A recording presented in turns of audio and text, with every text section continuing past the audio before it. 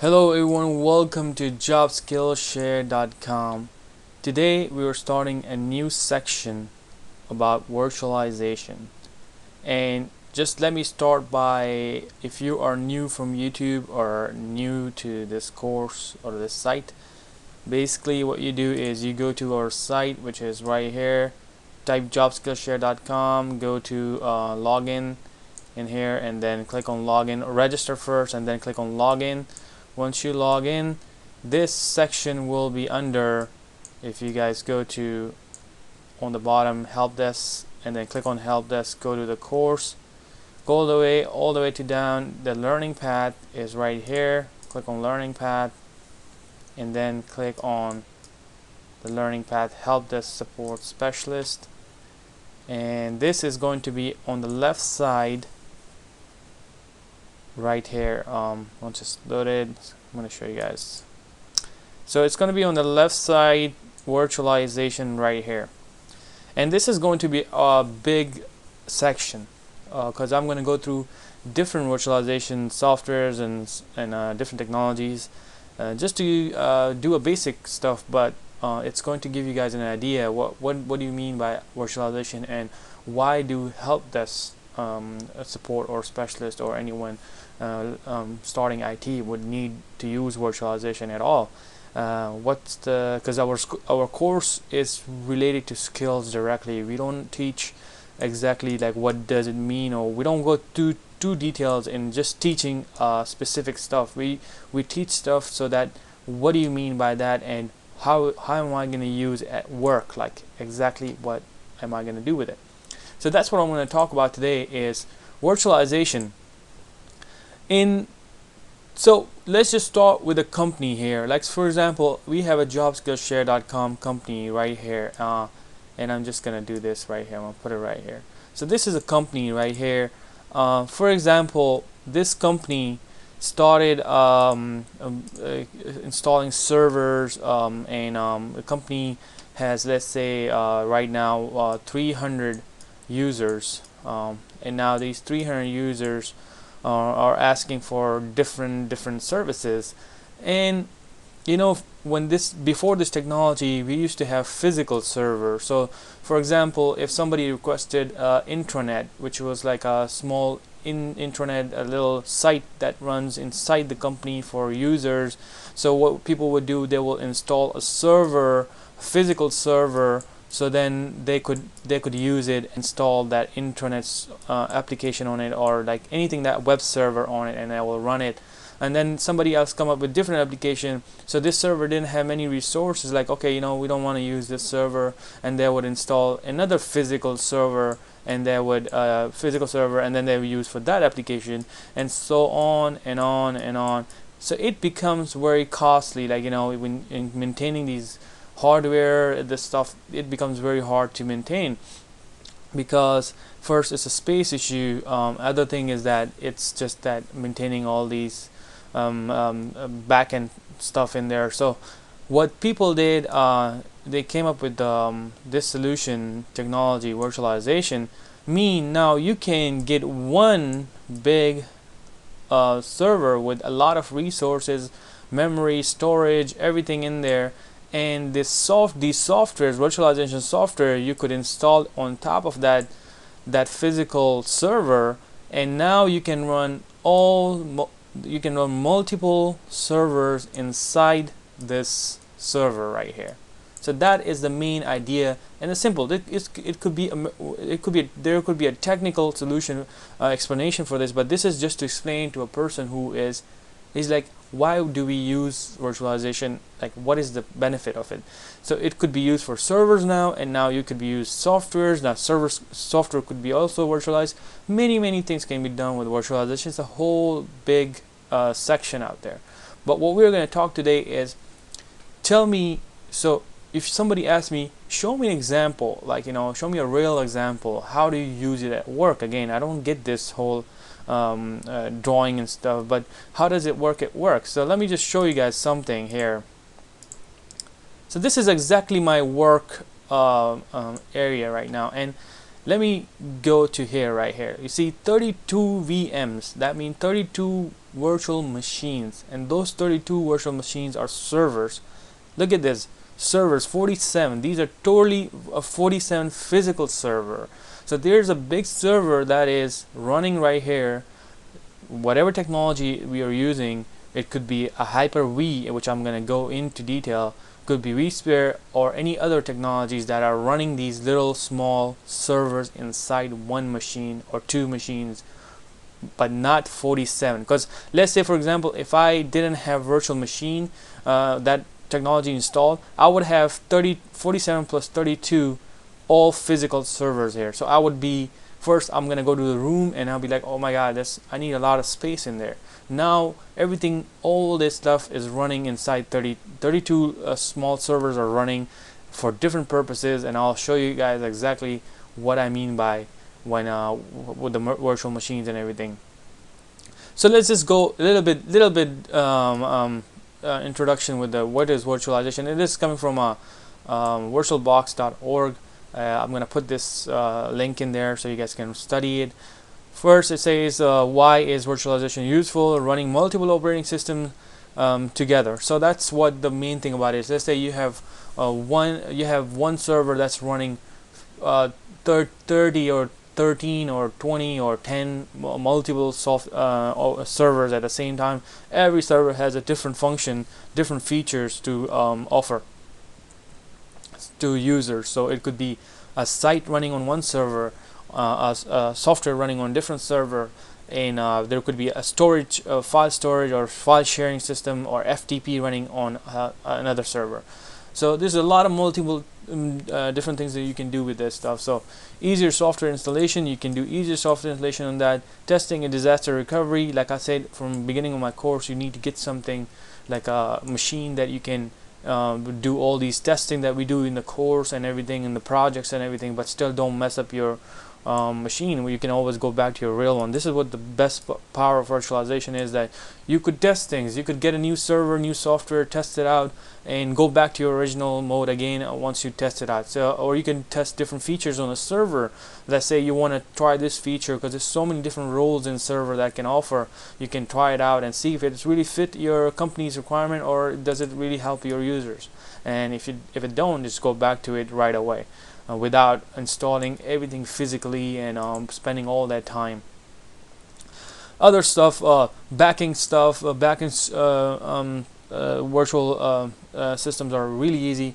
Like for example, a best idea that I guess can give you guys is that today is in these days, a lot of people are going their Active Directory domain controllers are also running on a virtual system, because it's really easy to. It's a very important system right there. Like, you know, domain control is everything right there. It controls all these machines. This 347 workstation that is being controlled by 2 workstations over here. So you need to really make sure these two systems are easy to maintain, but at the same time they're so important that you really want to back it up, and easily, if something goes wrong, you can quickly get it back up. And the easiest way that I think you can do it is by VMs, because it's so easy to clone them. You know, you can copy the whole system, and then if something goes wrong, get back to their snapshot systems. For example, something little changes happen, you took a snapshot and you this little change can mess up the whole system. You go back to the snapshot again. So these are the main benefits of virtualization. There could be many more with virtualization, because there's no ending to it, but what we're going to talk today is how is it going to benefit a help desk person, a person, IT support, who doesn't do a lot with installation of these servers, but then there are some time that you will be asked to do things on these virtual machines. So basically, after doing this video, after going through this whole section, it's going to be huge. After this section, if somebody come to you and you're going for an interview, or someone comes to you what is did you ever worked on virtualization? Did you ever work on a virtual machine? Did you ever install the virtual machine? You should know this now. After this video, you should say, okay, I know this technology, I can do this with this. I know how to install a virtual machine, I know how to test a virtual machine, I know how to install a software on a virtual machine, or I know how to install a site on a virtual machine, and that I can run and then do all this different stuff we're going to learn from this video. So let's start from the top one, which is vSphere client, vSphere server. With this system is being used in many companies, and even though our company is also using the same thing.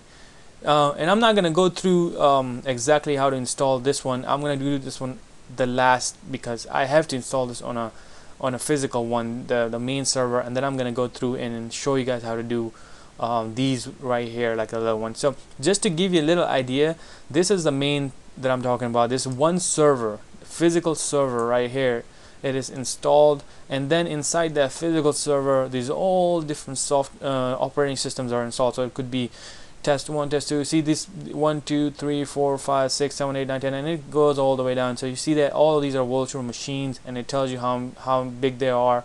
You can do a lot of stuff with it. So if you go down a little bit, I'm going to show you guys. So you can do the virtual machines, and then you can see what's going on. You can go to the task and events and see if you can power down the machine. You can right click on it, power down it, run it, and do all that other stuff. You can edit it. You can make the memory goes up and down. Like, you know, if there's one machine requires more memory, you can do all that stuff. So this is that technology that we're going to do at the ending. So don't worry about it, just go through quickly, but we are going to do this at the end.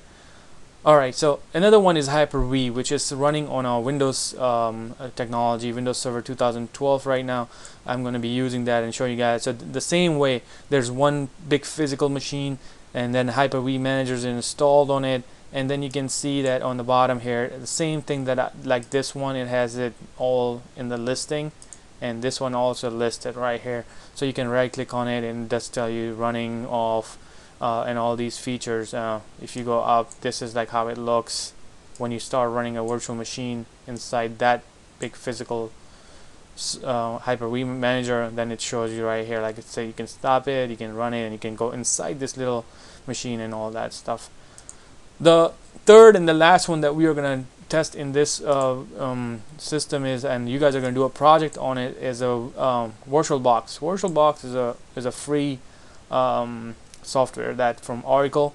It is very powerful too. You can do anything with VirtualBox. You can install all these operating systems just like Hyper-V and all that. They could have a little bit more features than these, but you know, for testing and to know how it works, they're all the same. You know, you right click on it, you start it, you run it. And for help desk, because we're doing this video for basic stuff, we're not gonna go too in details of all the, like, you know, other stuff that server administrators will look into it. So we're not going to worry about that. We're just going to worry about how to install this, run it, and then you know how to use it for your own benefit. Or you could be asked to use some of these virtual machines to help out server administrators or anything that anyone that requires your help. So we're gonna test this one. So today what we're gonna do is we're gonna start with a Hyper-V first, and I have a server 2012 running right here, and what we're going to do is we are going to go to Server Manager. And remember, in every video I tell you guys, I show you guys where things start from, but I tell you whose responsibility will it be to like work on this stuff. So as a help desk, you're really not working on this stuff right here. This will be already created for you. But it's good to know how is it coming, where is it coming from, like where is these virtual machines coming from. So what you do is, in the first thing what you need to do is to go to your dashboard and add a role and feature. So what we're going to do, I'm going to do the same thing as any server administrator will do. We're going to start something here. I'm going to go through quickly because, like I said, this is not something you guys will be doing it, but you guys can watch me. How is it coming from? So Hyper-V, and it tells you on the right side what it does. It's the same thing that I just talked about, virtual machines and all that. And I'm going to add this feature. and let's see what happens after this. The virtual version found problem on the server to which one to feature selected blah blah blah, not compatible with the current configuration to selected server. Alright, I can fix that. I need to just Hyper-V is already running. Because Hyper-V is already running, we're gonna go ahead and install that. I'm gonna show you guys that right now. Alright, so I had an issue with the server 1, so I went to server 2, and then what I did the same process, went to roles, I went to dashboard right here, add a role, and then after that I went to click next, next, and then I click next again, and then I click this right here, set Hyper-V, and then click next and install, and that once it's installed, so you finish, and you'll see this right here on the left side, Hyper-V. Just click on that, or you can do let's just go from here, tools, and then you click on Hyper-V right here, Hyper-V manager. Okay, so this is where it starts from. This is a server installed somewhere back in your room, and then what you have is right here is server 2 running. So right now I can install virtual machines in there. You can even stop the whole service from here. This is not what something you're gonna do, and that what your part will start from here. So what we need to do is right click on it, and we'll say create a new virtual machine. There's you can create another hard disk already, but what we're gonna do, let's just create a virtual machine from the scratch right now. So click on virtual machine here, and then it process. So like I said, all the systems, the other systems that I was talking about, VMbox, they all have the same way of doing things. It's just a little different way of talking. So I'm just gonna say job skill share 1,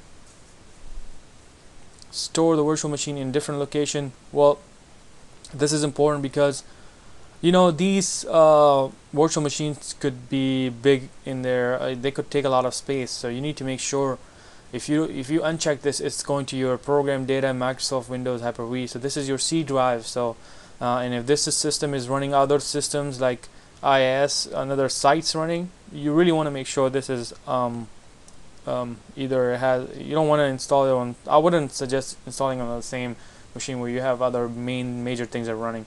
You want to find a lot of space to put that virtual machine hard disk in there. So we're gonna click next here. You got some other systems right here with that. I'm just gonna keep that here. I saved 512, which is out of bounds. Specify a number between 32 and 32. So even though 32 doesn't make any sense right now, but we're gonna just go ahead and do it, and we click next. Connection not connected right now. And this is just to show you guys I want to create a virtual machine. Like, you know, how is it going to, it's not going to work that, like, I don't have any CDs to show you guys to run anything, any installation, but this is how you're going to create a virtual machine on a server. So here you can name it something else. Your size is right here. You can put 30, 40, 100, whatever you want to do. Or if you already have a virtual hard disk, like we could make a hard disk in there too, or if you're like if you use it somewhere else on a different server, you could grab that hard disk and put it right here and run that same thing. So you wouldn't need to do all this stuff. It will automatically pick all that. Install an operating system later. Install an operating system from bootable CD, DVD, ROM. So you would need that ISO. ISO is like an image. These days, all these operating systems, like if you go to Microsoft and try to download Windows 8, or you buy something, they give you ISO. ISO is the image file, and then once you get that, you can just browse to that file and plug that file in here. I don't have anything right here, but let's see if we have something like that. So you will have a CD right here. You click on the ISO image, it will pick it up. And here, let me find out on internet. There's a small ISO image that I could use here. Let me see if I can find that. It is called React OS. I believe it's React OS. So I'm doing this on server, so I'm getting all these prompts. React OS project. This is a little, it's like operating system. It is kind of similar to Windows XP. So if you guys go to React OS, it is and you click on download here, and let's install. This is what I was talking about. Install CD. Live CD is the one that is going to give you a ISO file, which is you get most of the time from people now. And I'll go to download. I'm going to download it, and you know, we're gonna have another section on how to download ISO files, and then do how to use these live CDs and for help desk. So React OS is downloading here on the bottom. It's very small file, 52 MB only. You know, other files are like the Linux, Windows. There are 1 gig, 1.2, and there's really huge. So I don't want to do that right now. I'm gonna and we're gonna go in details with other, like, you know, there will be other sections that we would need definitely use, like all these Windows 8, Windows 7 installations and all that for our course. So you guys can learn from that too, but in this section is just basic stuff, how to use the technology with just virtualization technology, and how to do some basic stuff, like, you know, what kind of calls would you get in real world, those kind of stuff. So let's just go ahead and let's see if this works. If not, we can move forward to other stuff. Alright, so I downloaded the React OS Live CD here to my downloads, and let's go back to our virtual machines that we left here.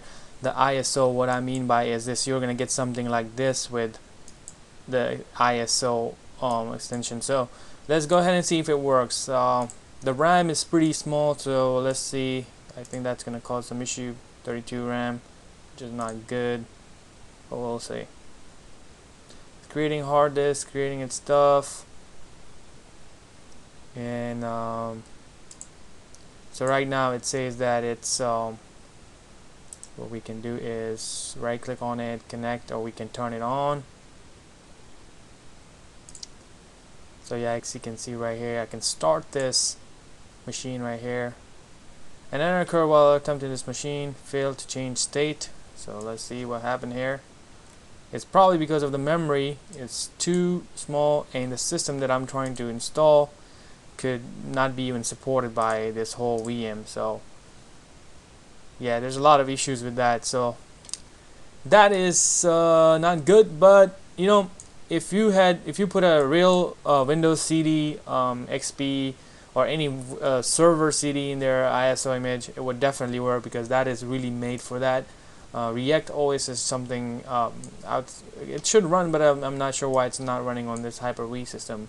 But for you guys, when we do a VirtualBox testing, it will definitely work, because that support everything. So at work, you will see something like this with one server, and then you will see multiple virtual machines.